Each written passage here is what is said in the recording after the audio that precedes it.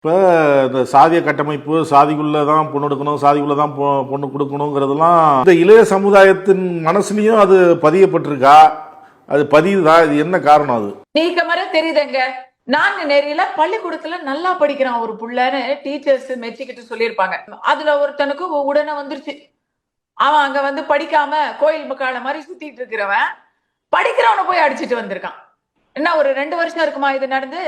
இதே ஏரியா, இதே சவுத்து, இதே திருநெல்வேலி சுற்றுப்புறம் 4 நேரி என்ற ஊரில் நடந்த ஒரு அசம்பாவிதம்.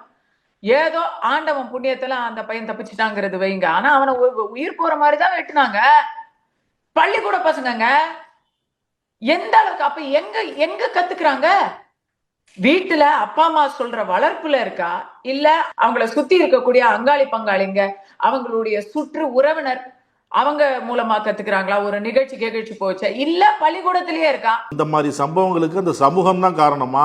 சமூகம் தான், இல்ல சமூகம் தான். நீங்களும் நானும் சமூகம் தாங்க. இப்படி நடக்க விட்டு ஒவ்வொரு தரமும் கேள்வி கேட்காம விட்டதுலதான் இவ்வளவு தூரம். நம்மளை விட நம்ம சமூகத்துக்கு தலைவர்கள் சிபிசிஐடிக்கு மாத்திருச்சு காவல்துறை.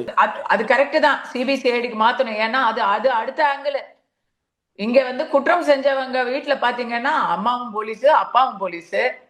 இன்னைக்குதான் இவ்வளவு கலாட்டா பண்ணி போராட்டம் நடத்தி அப்பாவை கைது செஞ்சிருக்கிறாங்க. இன்னைக்கு நாம பேசிட்டு இருக்கும் பொழுது 4 மணி நேரம் முன்னாடிதான் கைதே பண்ணிருக்கிறாங்க. தாயார இன்னும் காணல. அவங்கள எப்ப கைது பண்ண போறாங்கன்னு தெரியல. அதுக்குள்ள இந்த பொண்ணு வீடியோ அனுப்புது, எங்க அப்பா அம்மாவை ஒண்ணும் பண்ணிடாதீங்க அப்படின்னு கண்ணீர் மல்க இதை வீடியோ அனுப்புது.